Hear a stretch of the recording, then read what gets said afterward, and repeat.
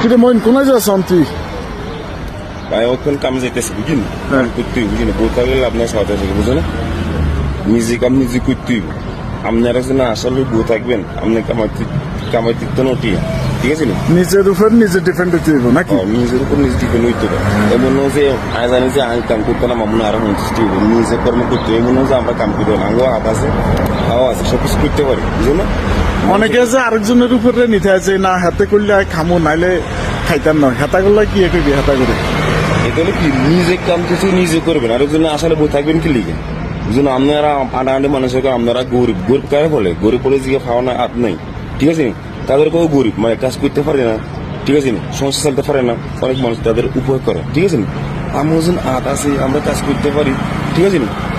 আমরা কাজ করতে তুই গরিব না তাইলে তুই বড় লোক? হ্যাঁ, আমি গরিব না, বড় লোকও না, ঠিক আছে? কিন্তু মানে আসলে মতো আছে, কাজ শিখতো না।